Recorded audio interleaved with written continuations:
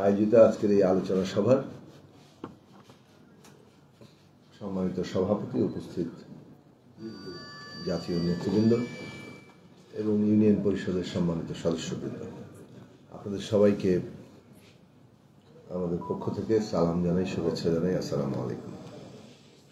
বিস্তারিতভাবে আলোচনা হয়েছে, কাজেই আলোচনায় আমি সংক্ষেপ করলেও কোনো অসুবিধা হবে না, কারণ আপনারা মূল কথাগুলো নানাভাবে এখানে উঠে এসছে। যে কথাটা একটু আগে সঞ্চালক উল্লেখ করেছিলেন, আমরা আমাদের দিক থেকে বেশ বলতে পারেন অনেক বছর ধরেই এই অসঙ্গতিগুলো তুলে ধরার চেষ্টা করছি। যেমন আমরা এটা তুলে ধরার চেষ্টা করেছি যে বিদ্যমান সংবিধানে ইংরেজিতে বলা হয়েছে লোকাল গভর্নমেন্ট, বাংলা করা হয়েছে স্থানীয় শাসন, এবং বাংলা আর ইংরেজির মধ্যে কোনো পার্থক্য থাকলে বাংলাটাই প্রাধান্য পাবে সেটাও কিন্তু নির্ধারণ করা আছে, বলা আছে। এই যে এটা কেবলমাত্র কি একটা ভুল, নাকি আসলে এটাই বাস্তবতা এবং এটাই সচেতন করে করা হয়েছে? তো এই যে স্থানীয় শাসন, এটা আমাদের শাসন ব্যবস্থার যে একটা কেন্দ্রীভূত চেহারা, সেইটাকে প্রকাশ করে। আমাদের এমপিরাও কিন্তু হাত তোলা এমপি, তারা জনগণ দ্বারা নির্বাচিত হয়, পার্লামেন্টে গিয়ে দলের কোনো বাইরে কোনো ভূমিকা রাখার কোনো সুযোগ নাই। এখন এখানে তো একটা বিরাট দ্বন্দ্ব উপস্থিত না, দল আপনাকে মনোনয়ন দিয়েছে কিন্তু জনগণ কিন্তু আপনাকে নির্বাচিত করেছে, তাহলে এখানে কে প্রাধান্য পাবে? জনগণ যদি প্রাধান্য পায় তাহলে ৭০ অনুচ্ছেদ যে হাততোলা এমপি করেছে এটা থাকতে পারে না। তাহলে আমাদের দল প্রতিষ্ঠা লগ্ন থেকে, আমরা এমনকি প্রতিষ্ঠারও আগে থেকে যখন ছাত্র আন্দোলনে ছিলাম, এই ৭০ অনুচ্ছেদ যে বাংলাদেশের গণতন্ত্রের একটা সম্পূর্ণ বিরোধী একটা জিনিস, এবং এইটা যে স্বৈরতন্ত্র প্রতিষ্ঠার অন্যতম একটা ভিত্তি, সেই আলোচনাটা আমরা করতাম। তবে এটা বলতে হবে নিশ্চয়ই একটা ঐতিহাসিক অগ্রগতি বাংলাদেশে, যে আমরা কিছু হলেও এগিয়েছি। এই দাবি তুলতে তুলতে মনে আছে, ধরেন বছরের পর বছর, 2011 সালে 12 সালে দিকেও যখন টেলিভিশন টক শোতে, বক্তৃতা তো আগেও বলেছি, তখন বক্তৃতা শোনে না অনেক মানুষ, কিন্তু টেলিভিশন টক শোতে যখন এগুলো নিয়ে আলোচনা করেছি, তখন আসলে ঠিক এগুলো আমার মনে হচ্ছে অনেক আজগুবি আলোচনা করছি আর কি। লোকজনের ভঙ্গিটা অনেকটা এরকম, কি সব বিষয় নিয়ে আলোচনা করে, কি সব কথাবার্তা বলে, যেগুলোর কোনো রাজনৈতিক প্রাসঙ্গিকতা তারা দেখতেন না। তো রাজনীতি বলতে তারা যা বোঝাতেন, সেই বোঝার জায়গার মধ্যে একটা জিনিস তারা নিজেরা বোঝেন নাই, যে এইটার মধ্যে একটা ক্ষমতা কেন্দ্রীভূত করার একটা গতি আছে, প্রবণতা এবং গতি হচ্ছে খালি যত বড় ক্ষমতা কেন্দ্রীভূত করো, যত বড় ক্ষমতা এক জায়গায় নিয়ে আসো, এক হাতে নিয়ে আসো। এইটা যে নিজেই আবার একটা সমস্যা হয়ে দাঁড়াবে, এই ব্যাপারটা বুঝতে তাদের ছিল না, যেটা করতে করতে করতে এর একটা শেষ আছে, এবং তখন পুরো ব্যবস্থাটাই আর চলবে না। সেই জায়গাটা শেখ হাসিনা আমাদের দেখিয়ে দিয়ে গেছে, পুরোটা নগ্ন করে দিয়ে, উদম করে দেওয়া যাকে বলে, সেটা করে দিয়েছে, যে এইখানে এই ব্যবস্থাটা আর চলবে না। তাহলে রাজনীতি কোথায় ফিরতে হবে?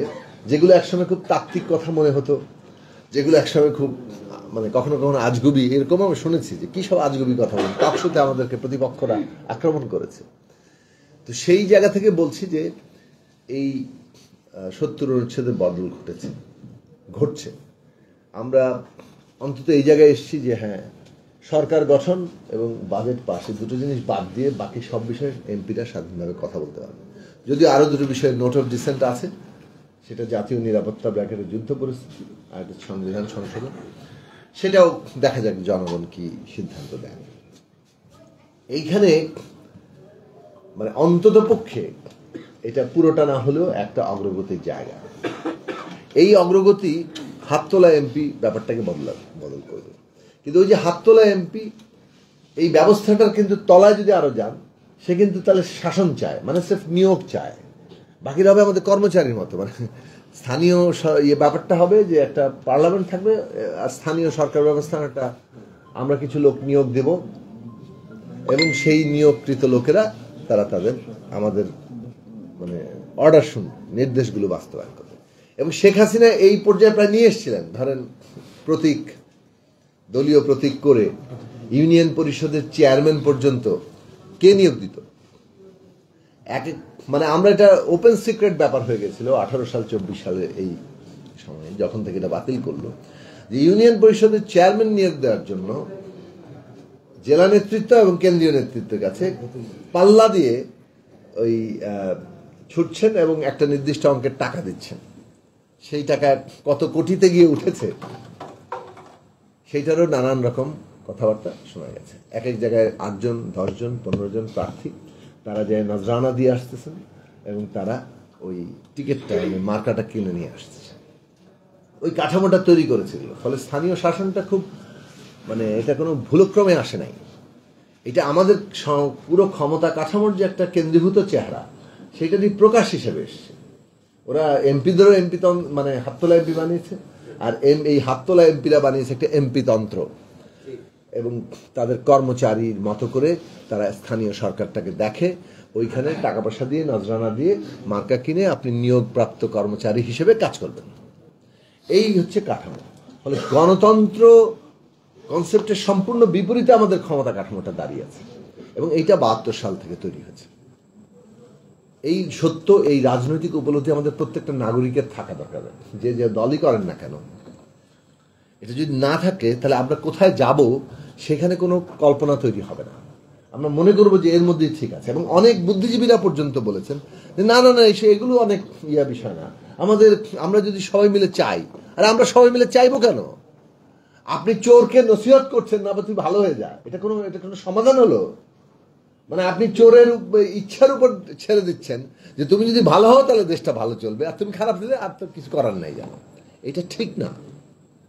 আমাদের এমন একটা ব্যবস্থা গড়ে তুলতে হবে যেখানে চোর চুরি করতে গেলে সে প্রতিরোধের মুখোমুখি হবে, সে চুরি করতে পারবে না, অথবা নানাভাবে সে বাধার মুখে পড়বে, কোনো না কোনোভাবে সে এটা একটা সংকট তৈরি হবে, এবং জনগণ সেখানে ইনভলভ হতে পারবে। জনগণ ইনভলভ হয়ে ও যে চুরি করার চেষ্টা করছে সেটাকে তখন ঠেকিয়ে দিতে পারবে। এইরকম একটা ব্যবস্থা যদি আমরা করতে না পারি তাহলে আমরা এই যে চলছে যে ব্যবস্থা এটার কোনো পরিবর্তন করতে পারবো না। তো অনেকেই মনে করেন যে এই যে পরিবর্তিত ব্যবস্থাটাতে যাওয়া, এটা স্বপ্নটা, এটা যে বাস্তব, এটা যে সম্ভব, এইটা মানে মানুষের আশা থেকে সরিয়ে দিতে চায় যে না, এগুলো আসলে বদলাবে না, এরকমই থাকবে। তো শত হাজারো শহীদের রক্তের উপরে এই অভ্যুত্থানের পরে আমরা ভেবেছিলাম যে না, এই যে নতুন ব্যবস্থা, যে কথাটা একটু আগে নূরও অনেকভাবে বললেন, অনেকেই এটা অভ্যুত্থান না বিপ্লব, এই নিয়ে কত তর্ক। হ্যাঁ, কাজের কাজ কিন্তু খুব বেশি হচ্ছে না। একটা অভ্যুত্থানই বলেন, সেটা তো একটা যে কোনো একটা এইরকম গণ অভ্যুত্থান তার একটা বিপ্লবী চরিত্র থাকে। ঠিক মানে বিপ্লব যে অর্থে বলা হয় সেই শর্তগুলো সে সবটা পূরণ করেছে কিনা এটা গুরুত্বপূর্ণ না, কিন্তু অনেক বিপ্লবী প্রবণতার মধ্যে যে ছিল, অনেক বিপ্লবী সম্ভাবনা যে এটা তৈরি করেছে তাতে তো কোনো সন্দেহ নাই, এতে কেউ দ্বিমত করবে না। এখন এই যে কোনো অভ্যুত্থান কিংবা এই ধরনের জনগণের অংশগ্রহণের মধ্যে দিয়ে যখন একটা বড় পরিবর্তন ঘটে, একটা বিপ্লবী সম্ভাবনা সৃষ্টি হয়, তখন তো একটা নতুন ব্যবস্থা জন্ম নিতে হবে না। আগেরটাই যদি থাকে তাহলে আর কি লাভ হলো? তাহলে নতুন ব্যবস্থাটা জন্ম নিবে, এইটা মানুষকে উপলব্ধি করা দরকার। এবং সেই কারণে প্রফেসর ইউনূসের নেতৃত্বাধীন সরকারকে আমরা প্রথমবার যখন দেখা হলো, আমাদের ডেকেছেন 13ই আগস্ট, তারপর থেকে যতবার কথা হয়েছে, যত উপদেষ্টার সাথে কথা হয়েছে, আমরা এই কথাটা বলার চেষ্টা করেছি যে আপনারা কিছু সিগনেচার ওয়ার্ক করেন, এই যতটুকু সময় পাবেন, 1.5 বছর কিংবা কম বেশি, এই সময়ের মধ্যে আপনারা সব সমস্যার সমাধান করতে পারবেন না, কেউ প্রত্যাশাও করে না। আপনারা যেটা করতে পারবেন, অনেকগুলো বড় জায়গায় হাত দিতে পারেন, বড় ছোট, যেগুলো মানুষের জীবনকে ব্যাপকভাবে প্রভাবিত করে, এবং সেই সব কাজে যে পরিবর্তন আনাটা সম্ভব, এই দৃষ্টান্তটা স্থাপন করেন যে রাজনৈতিক সদিচ্ছা থাকলে এইসব কাজ, যেগুলো মানুষের কাছে অসম্ভব মনে হতো, যেগুলো মনে হতো যে বাংলাদেশে এগুলো কোনোদিন বদলাবে না, সেইটা যে পরিবর্তন করা সম্ভব, এইটা মানুষ আস্থা আনে। ফলে মানুষের রাজনৈতিক সচেতনতাই কিন্তু ভিন্ন জায়গায় চলে যাবে। এবং এর পরবর্তীতে কোনো সরকারই আর এই যে মানুষের দুর্দশাকে দিনের পর দিন পুঁজি করে রেখে দিয়েছিল, এটা করতে পারতো না। এই নতুন ব্যবস্থা কোথাও জন্ম নেয় নাই, সেটা আমাদের জন্য একটা দুর্ভাগ্য এবং অত্যন্ত বেদনার। কারণ যখন আমরা শহীদের রক্তের কথা ভাবি, ওই যে মুহূর্তটা, যে গুলি খেয়েও সে আর যাচ্ছে না, জীবন তো প্রত্যেকের কাছে প্রিয়। আপনি কি পারবেন এই মুহূর্তে যে একটা রাস্তায় দাঁড়িয়ে গিয়ে গুলি খাওয়ার জন্য প্রস্তুত থাকবে? ওইটা কিন্তু একটা তৈরি হতে হয়, ওই মুহূর্ত তৈরি হতে হয়। ওই মুহূর্ত যখন প্রতিটি মায়েরা পর্যন্ত রাস্তায় নেমে আসছে, সন্তান সম্ভব মায়েরাও রাস্তায় নেমে গেছে, শিশুরা তো নেমেছেন, বৃদ্ধরা তো নেমেছেন। আমি বলছি যে এই জায়গাটা গুরুত্বপূর্ণ প্রশ্ন, যে পরোয়া না করা কোনো কিছু, যারা যে কাজে অভ্যস্ত নন অথবা যারা যে কাজে সাধারণত যাদেরকে দেখা যায় না, সব অংশের মানুষের আমরা দেখেছি তাদের উপস্থিতি। এই যে বিরাট একটা জায়গা, সেইটাকে আমরা একটা জাতীয় শক্তি হিসেবে, পুরো জনগোষ্ঠীর অন্তর্গত শক্তি হিসেবে বিবেচনায় নিয়ে রাজনৈতিকভাবে যে কাজ করার জায়গাটা, সেটা আমরা সরকারের উপর দায়িত্ব দিয়েছিলাম। কিন্তু সরকারে যারা উপস্থিত আছেন তারাও বিভিন্ন সময় অনেক কথাবার্তা বলেছেন, যখন তারা বিভিন্ন সামাজিক আন্দোলন, রাজনৈতিক আন্দোলনের সাথে যুক্ত ছিলেন। কিন্তু যখন দায়িত্ব পেয়েছেন, তখন দেখা যাচ্ছে যে তাদের কাজকর্মের মধ্যে পরিবর্তনগুলো মানুষ ঠিক উপলব্ধি করতে পারছে। অনেকগুলো পরিবর্তন এনেছেন, কোনো আমরা একেবারে ঢালাও ভাবে কথা বলা নিশ্চয়ই ঠিক হবে না। অনেকগুলো তারা পরিবর্তন করার চেষ্টা করছেন, কিন্তু যে কাজে হাত দিলে বড় আকারের প্রভাব পড়ে, সেই রকম দৃশ্যমান জায়গাগুলো মানুষ দেখতে পাচ্ছে না। এবং এইটার একটা বড় কারণ হচ্ছে পুরনো ব্যবস্থা শক্তিশালীভাবে টিকে থাকা। তার মধ্যে প্রশাসন আছে, আইন শৃঙ্খলা বাহিনী আছে, রাষ্ট্রের বিভিন্ন প্রতিষ্ঠান আছে, তারা তো আগেরটাই আছে না।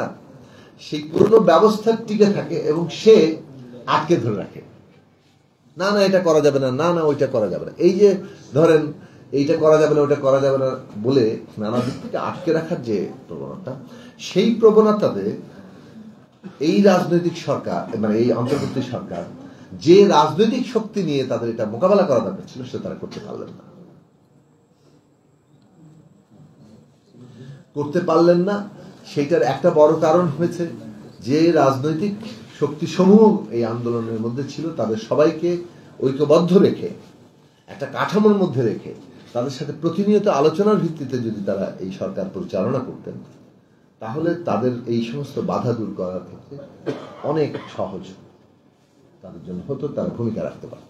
আমরা বলেছিলাম জাতীয় রাজনৈতিক কাউন্সিল করেন পলিটিক্যাল পার্টির সাথে আপনাদের সরকার। খোলাখুলি এখন বলা চলে, শিক্ষার্থীদের আন্দোলনের প্রতিনিধিরা আন্দোলন এই সরকারে ঢুকলেন, তাতে একটা ভয়ঙ্কর পরিণতি তৈরি হল, যেখানে আমাদের শিক্ষার্থীরা সারা দেশময় লড়াই করেছেন এবং এই শিক্ষার্থীদের লড়াইয়ের শক্তিটা একটা সংগঠন আকারে যেভাবে ভবিষ্যতের এই সরকার পরিচালনার পলিসি নির্ধারণে বিরাট ভূমিকা রাখতে পারত, সেই বিপ্লবী ভূমিকার বদলে সরকারে ঢুকে গেলেন এবং আমাদের দেশের নিয়োগ, বদলি, পদোন্নতি, তারপরে হচ্ছে যে বিভিন্ন হাট বাজার, বিভিন্ন কর্মকাণ্ড, অল প্রাইভেট ট্যাক্সেশন সিস্টেম, বখরাজীবিতা, এই যে কাঠামো, এই কাঠামোতে ঢুকে বললেন। কারণ ক্ষমতা দিয়ে আমাদের এখানে ধন সম্পদ প্রধানত আহরণ করতে হয়। ব্যবসা বাণিজ্যের কয় টাকা হচ্ছে, দেখা যাচ্ছে যে সার্কুলেশন বেশি হচ্ছে ক্ষমতার মানে যোগসাজশ খাটিয়ে, যার ফলে আমরা দেখতে পাচ্ছি যে সচিবালয় থেকে শুরু করে ইউনিয়ন পরিষদের তহসিল অফিস পর্যন্ত আমাদের ছাত্রদের অনেকেই ঘোরাফেরা করছেন, অনেকে সেখানে ভাগ বসাচ্ছেন এবং যেখানে একটা বিপ্লবী শক্তি তৈরি হওয়ার কথা, সেই বিপ্লবী শক্তির অন্তর্গত শক্তিটাকে, এটা একটা জাতীয় শক্তি, কিন্তু সেটা দুর্বল হয়ে মানে এইরকম আখের গোছানোর জায়গার মধ্যে এইটা একটা বড় সমস্যার জায়গা তৈরি করেছে। দ্বিতীয় বড় সমস্যার জায়গা তৈরি করেছে যে রাজনৈতিক ঐক্যটা ছিল। এই শিক্ষার্থীরা আবার যখন রাজনৈতিক দল গঠন করলেন, তখন উচিত ছিল তাদের সরকার থেকে সম্পূর্ণ বেরিয়ে যাওয়া, কেননা রাজনৈতিক দল যখন গঠন করেছে, এই সরকার তো কোনো দলীয় সরকার না, কোনো একক দলেরও সরকার না, কিন্তু সেটাও তারা করলেন না। না করার ফলে হলো কি, এই সরকার যে ঐক্যবদ্ধ জায়গাটা রাজনৈতিক দলগুলোর মধ্যে রাখতে পারতেন, সেই ঐক্যবদ্ধ জায়গাটাও রাখতে পারেন না। এবং এই সরকার আসলে কার সরকার? তারা কি একটা নিরপেক্ষ সরকার, নাকি কোনো একটা বিশেষ দলের সরকার, নাকি তাদের প্রতি পক্ষপাত করছে? এবং এই পক্ষপাতের জায়গা বিরাট আকারে সামনে হাজির হলো।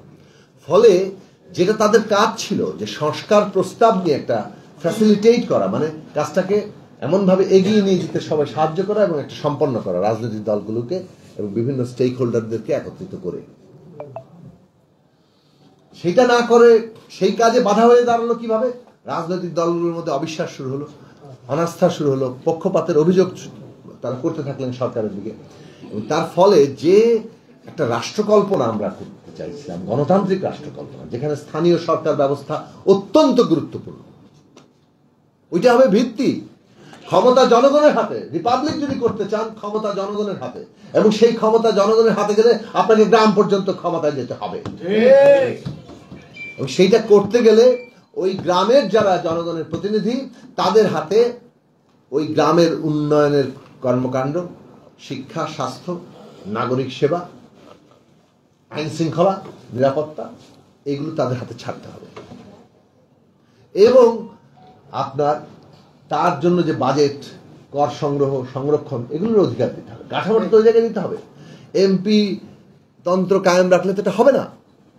এই কথাগুলো কিন্তু আমরা বহুদিন আমাদের দাবি, দিনের পর দিন দাবি করে লড়াই করছি আমরা, এবং সেটা কিন্তু একটা পরিবেশ তৈরি হয়ে গেছিল। কিন্তু যখনই দেখা যাচ্ছে যে রাজনৈতিক দলগুলোর মধ্যে আস্থার জায়গাটা তৈরি হয়নি, তারা ভবিষ্যতের রাষ্ট্র কল্পনার জায়গাতেও যার যার দলগত জায়গাতেই অনেক বেশি জোর দিয়েছে। তারপরও আমরা বলবো যে কিছু অগ্রগতির জায়গাতে আমরা পৌঁছেছি। আমরা যে ঐকমত্য কমিশনে একটা জাতীয় সনদে যাচ্ছি, সেখানে স্থানীয় সরকার ব্যবস্থার কিছু গুণগত বদল ব্যাপারে ঐকমত্য তৈরি হয়েছে, এবং আরো অধিকতর ক্ষমতা স্থানীয় সরকার ব্যবস্থা দিতে হবে। কিন্তু একটা জিনিস মনে রাখবেন, যে আমরা কাঠামোগতভাবে ক্ষমতা ব্যবস্থাটা বদল করাচ্ছি, এটা খুব জরুরি, কিন্তু এটাই শেষ নয়। কারণ এই ক্ষমতা কাঠামো ব্যবহার করে যে অর্থনৈতিক ব্যবস্থাটা এতদিন গড়ে তোলা হয়েছে, লুটপাট, দুর্নীতি, ওইটা যদি বহাল থাকে, তাহলে আমরা ক্ষমতা কাঠামোকে যতই গণতান্ত্রিক করি, ওইটার ফাঁক ফোকর দিয়ে সব আবার এইটার সাথে সঙ্গতিপূর্ণ হয়ে যাবে।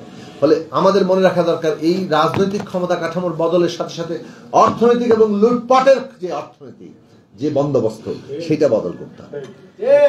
এই লুটপাট আর দুর্নীতির অর্থনৈতিক বন্দোবস্ত বদল না করতে পারলে, তার সংস্কৃতি বদল না করতে পারলে, আমরা এই রাজনৈতিক ক্ষমতা কাঠামোকে কার্যকর করে তুলতে পারবো না। এই জায়গাটা আজকে খুব গুরুত্বপূর্ণ। সুতরাং আপনারা যে ইউনিয়ন পরিষদের মেম্বাররা আছেন, তারা আমাদের সবচেয়ে একদম যাকে বলে প্রাথমিক জনপ্রতিনিধিত্বের কাঠামো, বেস লেভেল, এবং এর এই সবচেয়ে বেশি সংখ্যায় 55,000। এই 55,000 জনপ্রতিনিধিত্ব যখন সত্যি সত্যি একটা সক্রিয় এবং গণমানুষের সাথে মিশে থাকা এবং তাদের কাছে জবাবদিহি করা জনপ্রতিনিধি হবে, সেই দিন বাংলাদেশের কাঠামো কিন্তু এমন একটা শক্তিশালী জায়গায় দাঁড়াবে। কাজে এইখানে গ্রাম পর্যায়ে যে স্বাধীন ভূমিকার প্রশ্ন রাজনৈতিক দিক থেকে, সেটা খুব জরুরি। তার জন্য আমরা ওই রাজনৈতিক কাঠামো বন্দোবস্তের বদল করতে যাচ্ছি, যেখানে গণতন্ত্র আছে, যেখানে আপনি স্বাধীনভাবে কথা বলতে পারবেন, সেইটার জন্য লড়াই করছি। কিন্তু এগেইন আবার যদি অর্থনৈতিক কাঠামোর না বদল ঘটে, এবং এটা আমি নূরের সাথে একমত, যে আমরা মানে চুরির তো ব্যবস্থা করে রাখি। আপনার টাকার দরকার 50,000, আপনাকে 10,000 টাকা দিলে তো আপনি কি করবেন, তাই না? মানে আমাদের গায়ে কি বলে, cut your coat according to your cloth, কাপড় অনুযায়ী আমার কোট কাটতে হবে, কিন্তু শরীরের সাথে তো সেটা মিলতে হবে। এমন কোট কাটলেন যে শরীর আর ঢোকে না, তখন তো আপনি অন্য কোনোভাবে মানে সে জোগাড় করবেন, সেই অন্য জোগাড় করাটা দুর্নীতি। এই কাঠামোগত জায়গাটা বদলাতে হবে। এখন এখানে অভিজ্ঞতা অনেকে বলবেন যে ভাই বেতন বাড়াইতে কোনো লাভ নেই, বেতনও বাড়তি দিতে হয়, আবার চুরিটাও মানে বহাল থাকে। এই যে চুরি দুর্নীতির বদলের জায়গাটা মানে করা, এইটা আমাদের জাতীয় বিকাশের জন্য খুব জরুরি। আপনি এখন আমরা বাংলাদেশ যতটুকু এসেছি, বাংলাদেশ এই মুহূর্তে যতটুকু অর্থনৈতিকভাবে এসছে, এর চেয়ে যদি আপনি আরো উচ্চ, অনেকে বলে না আমরা সিঙ্গাপুর হয়ে যাব, আমরা ইউরোপ হয়ে যাবো, এইসব তুলনা দেয়। আমি শুধু বলতে চাচ্ছি, যদি ওই বড় অর্থনীতি আপনি করতে চান সত্যি সত্যি, তাহলে এই বন্দোবস্ত দিয়ে আর এটা আমরা করতে পারবো না। আমাদের বিকাশ কিন্তু এখানে এসে মুখ থুবড়ে পড়বে। যদি সত্যি সত্যি আপনি সিঙ্গাপুর হতে চান, এবং আপনি মানে ওই ওই ওই ইউরোপের মতো বড় অর্থনীতি যে কোনো দেশের সাথে তুলনা করতে পারেন, ওদের মতো বড় অর্থনীতির জায়গা যেতে চান, তাহলে তার একটা ব্যবস্থাপনার জায়গা লাগে, তো রাষ্ট্রটাকে সেই অনুযায়ী ব্যবস্থাপনা করতে হয়। সেই ব্যবস্থাপনা বদলাতে হবে। বিদ্যমান ব্যবস্থাপনা দিয়ে আমরা মুখ থুবড়ে পড়েছি। শেখ হাসিনা এই রাষ্ট্রকে যে জায়গায় নিয়ে এসেছিল, এটা মুখ থুবড়ে পড়ার রাষ্ট্র। সে যদি আর বেশি কিছুদিন ক্ষমতায় থাকতো, তাহলে অর্থনীতি পুরো ভেঙে পড়তো এবং টোটাল জিনিসটা এমনি কোলাপস করতো, মানে কোলাপস করার পর্যায়ে সে নিয়ে গিয়েছিল। তাহলে এই রাষ্ট্র ব্যবস্থা যে ভায়াবিলিটি নাই, মানে এই বিদ্যমানটা, তাহলে এটাকে বদলানো না পারলে আমাদের উন্নতির সম্ভাবনাও কিন্তু যেটা আছে সেটা আমরা অর্জন করতে পারবো না। আমরা একটা ক্রস রোডে দাঁড়িয়ে আছি, হয় মুখ থুবড়ে পড়বো না সামনের দিকে এগোবো। সামনের দিকে এগোতে হলে বিদ্যমান ব্যবস্থা আমাদের বদলাতে হবে, এবং সেইখানে ইউনিয়ন পরিষদের সদস্যদের একটা বিরাট করণীয় আছে। করণীয় জায়গা হচ্ছে জনগণকে মোবিলাইজ করা। একটা বড় রাজনৈতিক প্রশ্নে আমি আবারও বলি, সেটা হচ্ছে আমরা ফ্যাসিবাদী ব্যবস্থা, এই এককেন্দ্রিক ক্ষমতার কাঠামো, এটা চেহারা দেখে ফেলছি, এটাকে বদলাতে চেয়েছি, গণতান্ত্রিক জায়গায় যেতে চেয়েছি। কিন্তু এইটা যদি এরকম জায়গায় চলে যায় যে না, আমরা একটা ধরনের ফ্যাসিবাদকে বিরোধিতা করে আরেকটা ধরন ফ্যাসিবাদ